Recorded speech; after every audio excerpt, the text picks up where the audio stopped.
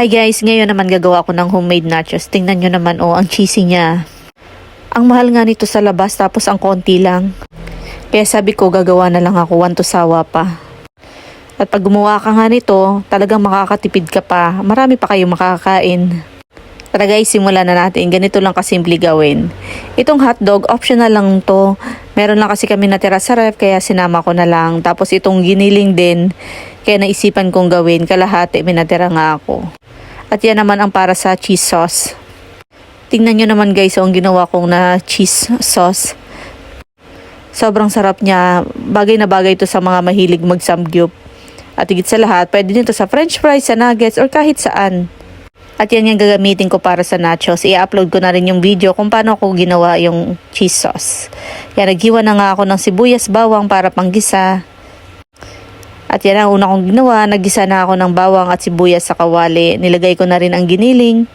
Kung gusto nyo, pwede kayong gumamit ng beef giniling. So wala nga ako, kaya pork lang yung nagamit ko. Dinagdag ko na rin yung hotdog na hiniwa-hiwa ko lang ng maliliit. Frozen pa nga yung giniling. Pero carry na yan. Naglagay na rin ako ng ketchup saka asukal. Mga 3 kutsarang asukal yung nilagay ko. Maykos-maykos lang natin konti.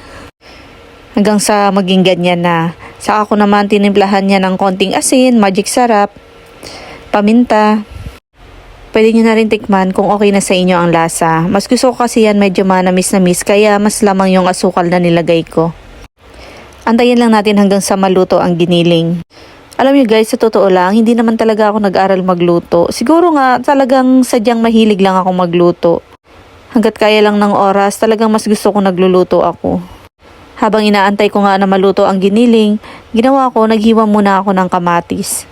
Ganito din ba kayo, tinatanggalan nyo ng buto ang kamatis?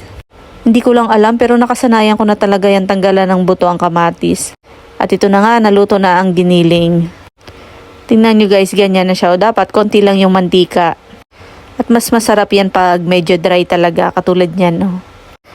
At ito na, magpi-plating na tayo. Char! Dahil wala nga kaming nabili, ayan lang yung ginamit namin yung pika.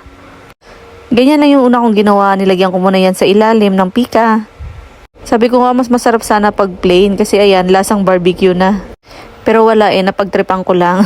Basta may maisipan talaga akong lutuin, talagang ginagawa ko. At ayan na, tinapingans ko na yung niluto ko kaninang giniling. Nilagyan ko na rin ng cheese, yung ginawa ko rin yung kanina. Mas masarap talaga pag maraming cheese. Pagkatapos ko nalagyan ng cheese, nilagyan ko naman yan ng kamatis. Hiniwa-hiwa ko lang din yung kamatis ng maliliit lang. Mas masarap din sana yan pag may pipino. Wala na nga kaming natira sa ref, kaya ayan na lang, carry na yan. Pagkatapos ko lagyan ng kamatis, ayan, nilagyan ko naman ulit ng pika. Tapos sinunod ko ulit lagay ng giniling. Nilagyan ko ng cheese sauce. Ganyan lang guys, layer-layer lang. Parang gumagawa ka lang ng graham. Layer-layer lang ba? Paminsan-minsan, try nyo rin to guys. Lalo na pag kumpleto kayo, talagang masarap to. At pwede nyo rin tong gawing banding kasama ng mga anak o pamilya nyo.